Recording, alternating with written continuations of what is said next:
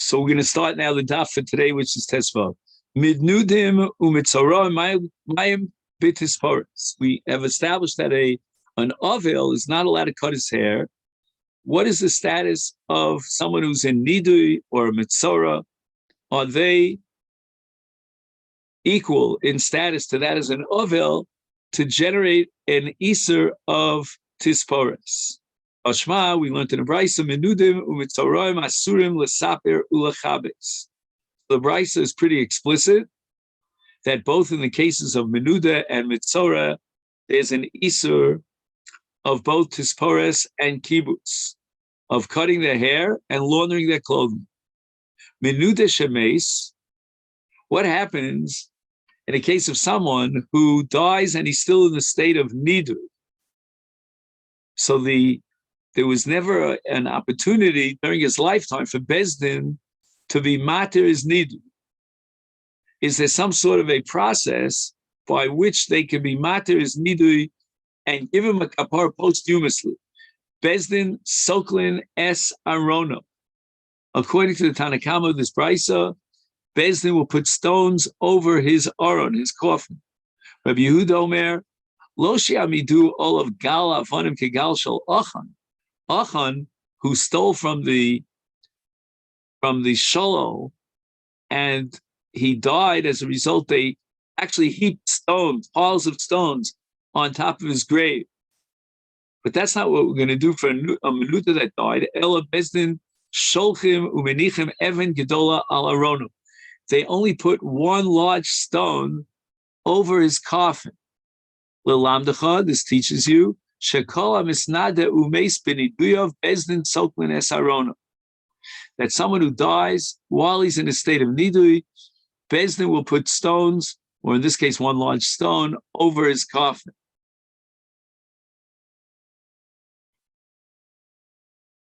A stone is placed upon the coffin so that others will take note of the treatment meted out to a transgressor, and this will lead them to avoid following in his footsteps. And the treatment was reserved, according to the Rambam Shita, for Kofrim, who violated the Drabanans. They don't deserve a eulogy. And their mourners did not render their clothing or remove their shoes. If a person has been excommunicated pursuant to a monetary dispute, his coffin is not stoned. That's the Rambam Shita. Ovel Chayav Batifas Harosh. Back in the day, the minhag was that as part of Nihuge Evelus, an Avel would wrap around something special around his head. He wore a special covering over his head with a cloak or a scarf, and it would draw partially over his mouth and his nostrils. And how do we derive this? So Yechezkel was given a vision about the destruction of the Mikdash, and in that vision he was told that his wife would die from a magefa, but he was commanded to refrain from the practices of Avelus. Hanek dom mason, Avel, lotasa percha lochav shalecha nalcha tasim raglecha losata al sofam belechem anoshim sosov.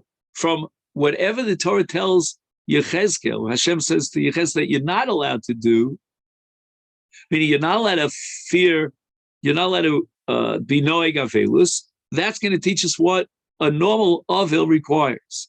So when Hashem says to Yechezkel, lo sates al safam, that you shouldn't put this veil over your head that covers down to your lips, Michlal, we derive from this that Kuli Alma, a regular avil, mechayve, he's required in Atifus Harosh. And this is one of the few dimensions of Avelus that require a kuvvaseh, an action. All the other Nihuge Avelus require a lotas. Menuda ma'u b'atifas harosh. A person's in nidui, is he obligated to the mitzvah atifas harosh because he's like an Avel? Amar Rav Yosef Tashma. Let's derive this from a brisa. And the brisa talks about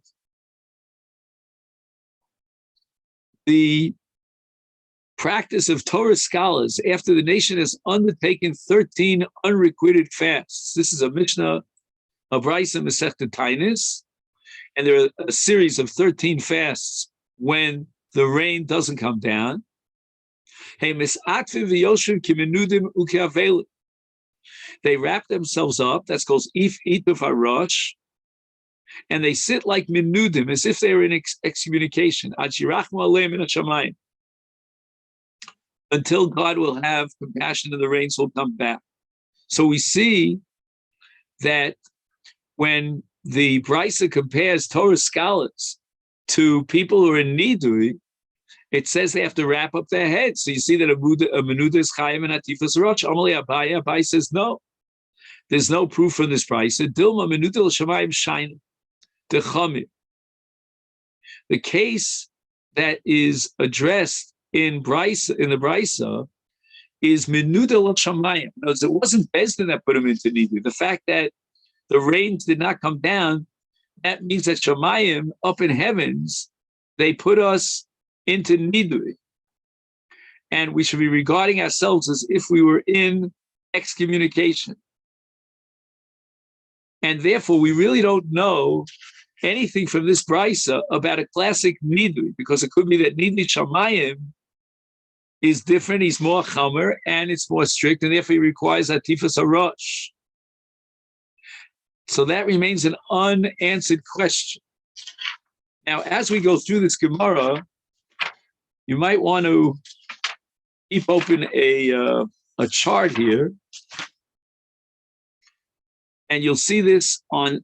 So again, don't lose the place. But if you fast forward to 16a and number 1, you'll see a chart there. And on the chart, in the middle of the chart, you have the line of menuda.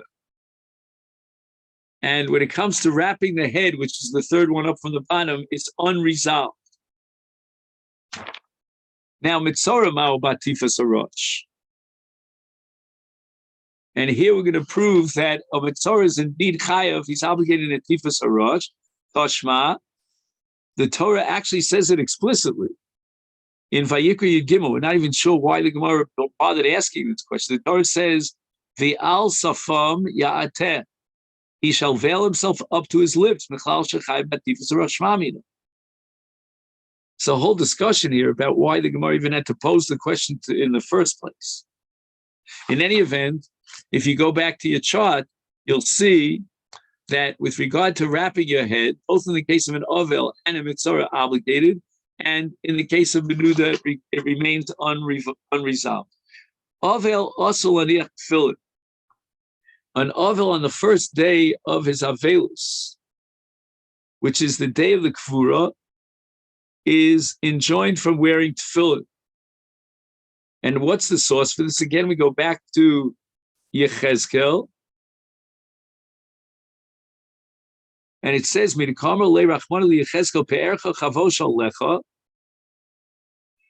the word pe'ercha is an allusion to tefillin. Tefillin is called pe'er. It's like the glory or the pride of a man when he wears tefillin. Chavosh alecha, you have to wear it, because you're not allowed to prav havelus. Michlal, we derive from this that kuliyama also, a classic avel other than Yechezkel, would have to be enjoined from wearing tefillin. Menuda ma'u b'tefillin. Take. So again, if you go back to your chart for a second, you will see on the second line on the left, donning tefillin. And with regard to menuda, with avel is forbidden. With regard to menuda, it's unresolved. Mitzora ma'u b'tefillin. And once again, it's going to be an unresolved question. Tashma. The Brisa says, Ve'hatzarua. The Rabbos Kohen Gadol. We saw this earlier on Daf Yudalad Amid Beis. So a Kohen Gadol is also included in the laws of Taras.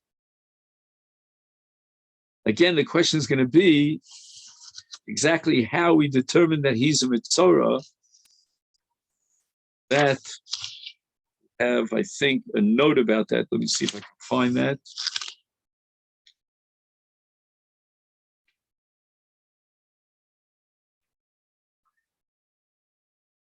Second.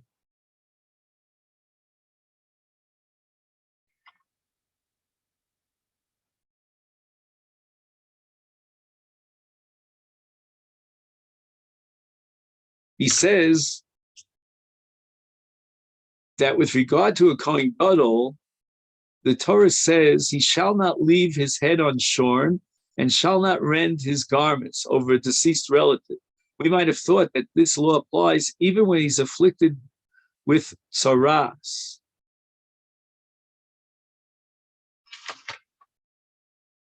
Okay.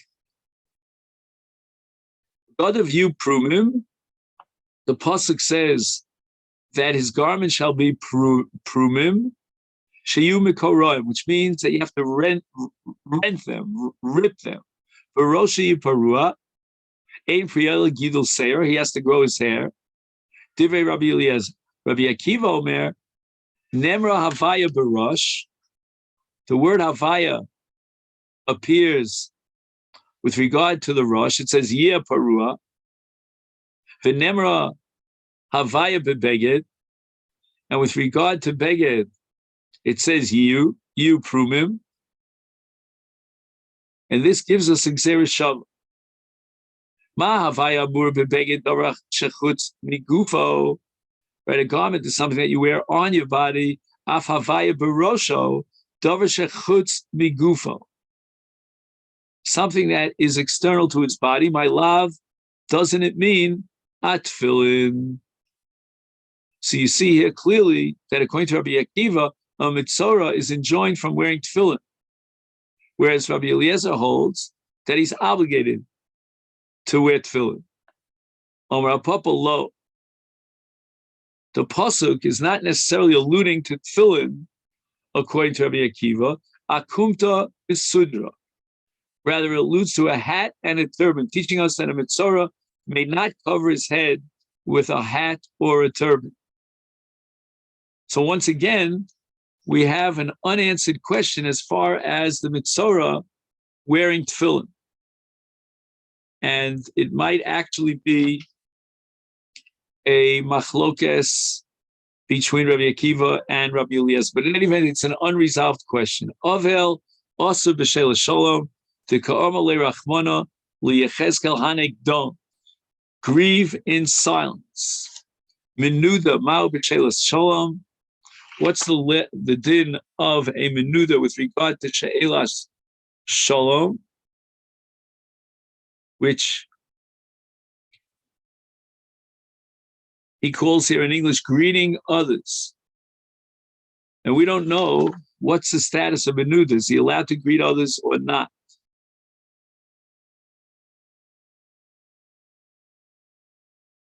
Omer Rav Yosef Tashma. Let's quote a Mishnah in Masechet Tainis. After 13 fasts and the rains did not come down, she'elas shalom shebein adam lechavero.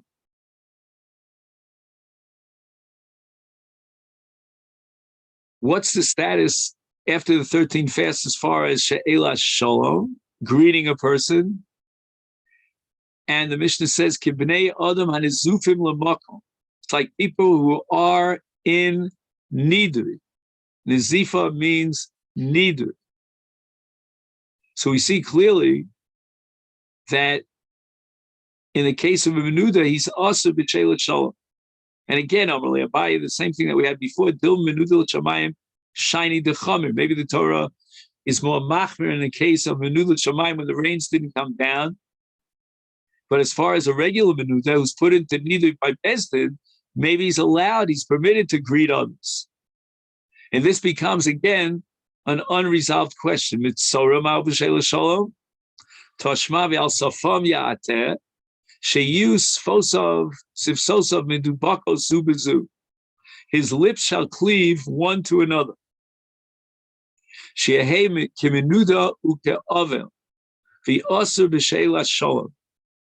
Shma mina, we see that a mitzora is enjoined from she'elas shalom. So again, if you go back to your chart here, you'll see that with regard to greeting others, in both Avel and Mitzora, it's definitely Asur, and in Menuda, it's unresolved. And that which it says Menuda here is referring to Menuda l'shamayim. V'nifshal loy mi Menuda, Now we now derive the conclusion that a menuda is asur b'she'ela shalom. So the Gemara apparently understands that when it says here she'ehei menuda, it means menuda al yidei bezdin. Amar of Acha bar Pinchas mishmei derav. And here we have to look, excuse me, very carefully at the language. It says ve'asur b'she'ela shalom. It doesn't say she'asur b'she'ela shalom. Mikadani she'asur with a shin. It says ve'asur b'she'ela shalom. Yehei k'menuda ka'avel tani b'mili acharnaisa. Ve'asur nami b'she'ela shalom. In the case of Mitzorah, he's forbidden to greet others, but it doesn't mean that a menuda is forbidden to greet others. And when it says ve'asur, it's a separate category of an isa she'el shalom from Mitzorah. So what does it mean? She'ehei k'menuda ka'avel b'midi achranaisa, for other matters. So it might be, for example, what example could we give? All right, we'll see as we go along. Avel also b'divrei Torah. An avel is not allowed to speak out Torah. Again, he can think it, but he can't speak. Because Baruch Hu says to Yechezkel, be silent. Be silent from greeting others, and also silence from uttering words of Torah.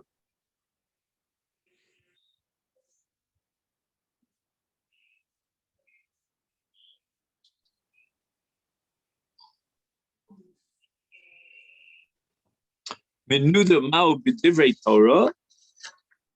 So again, back on our chart here, we have studying Torah. Avel is forbidden. But what about a menuda mitzorah? We're going to prove that they are allowed to study Torah. Omer Rav Yosef Tachma menuda shonim v'shonim lo. He can teach others, and others can teach him. Niskar v'niskarim lo. He can be hired by others, and others can be hired to work for him. Muchram, however, if he's in cherem, which is a more severe kind of nidui,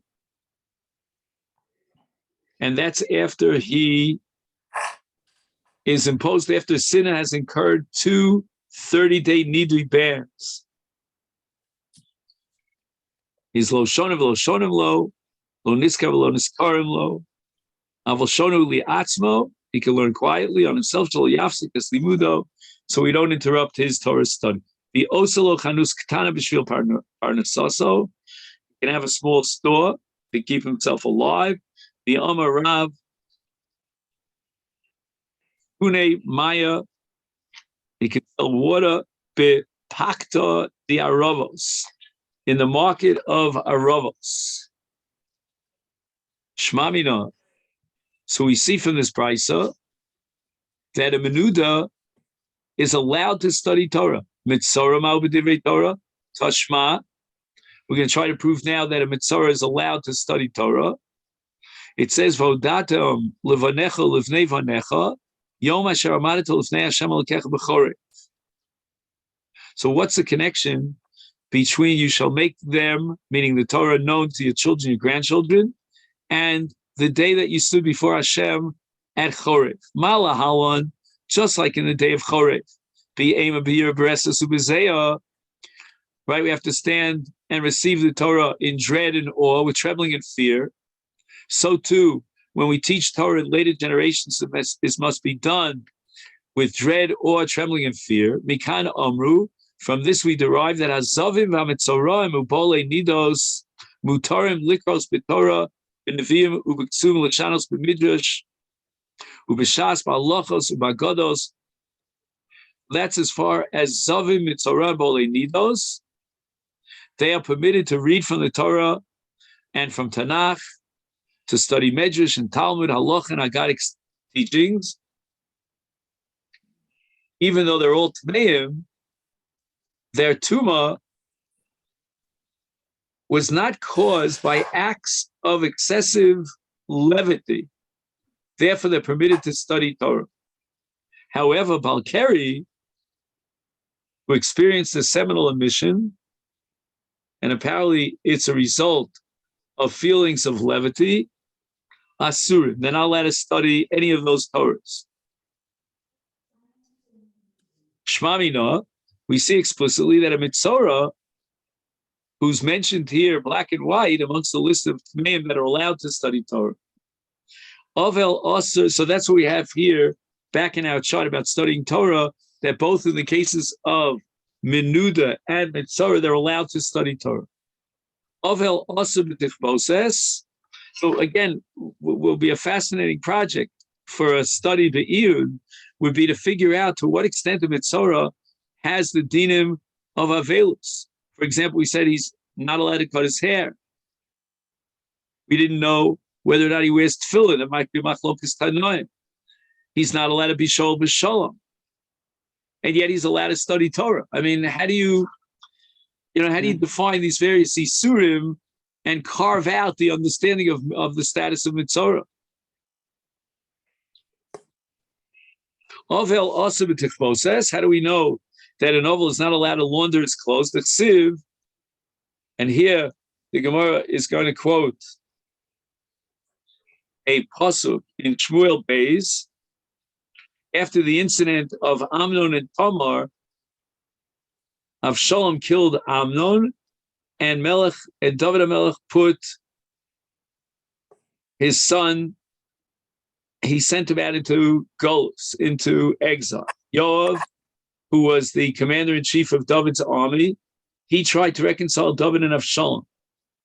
He enlisted a wise woman from the city of Tekoa, directing her to appear before the king as a mourner and to draw a parallel between her story and David's treatment of Avshalom. To lend credibility to the woman's tale, Yoav taught her how to be perceived, present herself as a mourner. And those instructions are contained in our verse, if you please, pretend to be a mourner, wear garments of mourning, do not anoint yourself with oil, be like this for many days as a woman mourning over a dead person. Minudim umitzoraim mahem b'tichboses. You've established that an ovel is enjoined from laundering his clothes. What about a menuda and a mitzorah? Tashma, menuda mitzoraim asurim lesaper ulachabes shmamina. So if again we go back to that chart and we see that with regard to laundering, all three categories, ovel, menuda, and mitzorah, are awesome. So it's very strange because a mitzorah is permitted to study Torah, but yet he's not allowed to launder his clothes. A menuda is permitted not only to study Torah, but we're going to see he's permitted to work. And we have a bunch of unresolved questions. He's forbidden to cut his hair and to launder his clothes. Again, trying to work out the lumdus of it. Ovel chayav b'kriya. How do we know that Ovel has to render his garment? To ka'amalu rachmanu l'bnei Aaron, lo tifromu, do not render your garments. Michlal dekuli alma, chayav. A regular Ovel would be obligated to render his garments. Menuda mal b'kriya. Teku. The Gemara comes to no conclusion about the status of a menuda with regard to rendering his clothing. What about a mitzorah? Mitzorah mal b'kriya. And again, we've seen that a mitzorah is more chamur than a menuda. Where do we see that? For example, with regard to marital relations, okay, we didn't get to that yet. A mitzorah is going to be forbidden. He's obligated in atifas harash. He's obligated now in kriya, we're going to learn. So we see that a mitzorah is more chamur than a menuda. Tashma, but God of you, prumim, sheyu mikoroim, shmamino. We see that the din of kriya applies even to a mitzorah. There's a famous fasemis here quoted in the footnote that it could be, he doesn't have to do the maisa kriya, but he has to wear begadim kruim. Ovel chai b'kfiyas hamita, Okay, so there was, again, we don't have this minute today, but back in the day, a mourner would turn over his bed and sleep on an overturned bed. And how do we know this? From whence do we derive the requirement of an oval? This is the second case of a kumva say of an oval. We had atifas harosh, and now we have kfiyas hamita, the tani bar kapara.